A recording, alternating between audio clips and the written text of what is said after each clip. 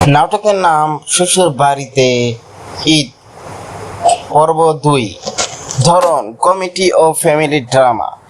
চরিত্রসমূহ: আকাশ নিলয় আলমগীর, জামাই বুদ্ধিমান ও হাসিখুশি, রিয়া জান্নাতুল, সুমাইয়া হিমি। আকাশের বউ বাপের স্বভাব জানে কিন্তু স্বামীকে ভালোবাসে। মোতাহের চৌধুরী, আকাশের শ্বশুর, চরম কিপ্টে একজন মানুষ। শ্বশুরের দুশ্চিন্তা ও জামাইয়ের আগমন। ঈদের আর মাত্র 4 দিন বাকি। মোতাহের চৌধুরী ক্যালেন্ডারের দিকে তাকিয়ে মাথায় হাত দিয়ে বসে আছেন। প্রতি বছর ঈদের সময় তিনি কোনো না কোনো ছুতায় গ্রাম ছেড়ে পালিয়ে যান, যাতে কাউকে বকশিশ বা ঈদের খরচ দিতে না হয়। কিন্তু এবার বড় বিপদ। শহরের নতুন ধনী জামাই আকাশ এবং মেয়ে রিয়া সিদ্ধান্ত নিয়েছে তারা এবার ঈদে পুরো সপ্তাহ শ্বশুর বাড়িতেই কাটাবে। মোতাহের চৌধুরী বাড়িতে তুলকালাম শুরু করেন। ডিমের খোসা ছাড়িয়ে মেপে মেপে রান্না করার নির্দেশ দেন কাজের লোককে, যাতে জামাই এসে বেশি খেতে না পারে। বাজার থেকে সবচেয়ে ছোট ও সস্তা মাছ কিনে আনেন। রিয়া বাড়িতে পা দিয়ে বাবার এইসব কাণ্ড দেখে মাথায় হাত দেয়, কিন্তু আকাশ সব কিছু হেসে উড়িয়ে দেয়। আকাশ আগে থেকে বুঝে ফেলেছিল শ্বশুর মশাই তাকে খরচ বাঁচানোর জন্য তাড়াতে চান। ঈদের আগের দিন আকাশ কৌশলে শ্বশুরকে নিয়ে বাজারে যায়।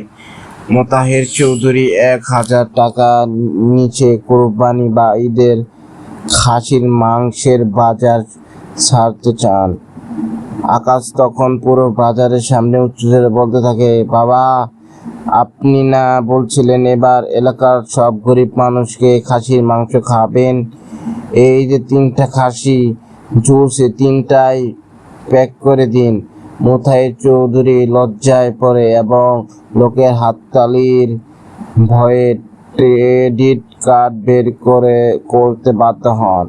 রাতে ঘরে ফিরে মোতাহের চৌধুরী বুকে হাত দিয়ে শুয়ে পড়েন এবং ভিড় করে বলেছেন, আমার শেষ, এই জামাই আমাকে পথে বসিয়ে ছাড়বে। ঈদের দিন সকালে মোতাহের চৌধুরী প্ল্যান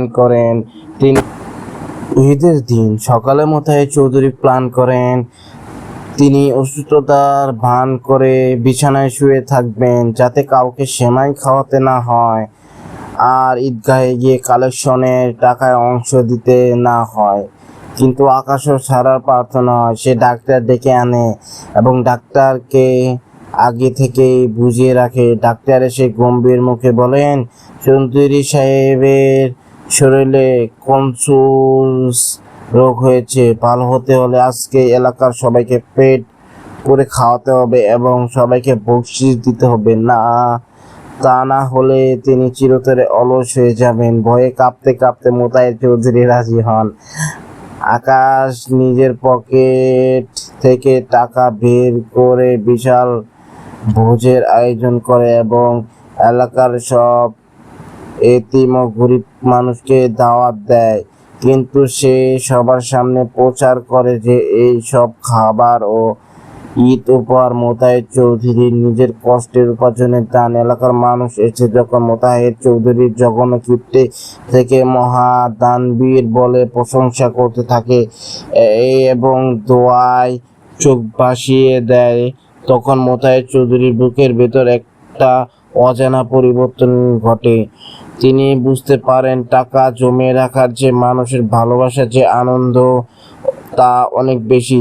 দিনের শেষে আকাশ যখন শ্বশুরকে গিয়ে বলে, বাবা, আপনার সব টাকা আমি হিসাব করে রেখেছি আর আয়োজনে আসল খরচটা আমি দিয়েছি, আপনার থেকে 1 টাকাও নিইনি, তখন মোতাহের চৌধুরীর চোখ দিয়ে পানি চলে আসে। তিনি জামাইকে বুকে জড়িয়ে ধরেন, বলেন, তুই আমাকে টাকা খরচ করা শিখাইছিস রে জামাই, তুই আমারে মানুষ হতে শিখাইছিস।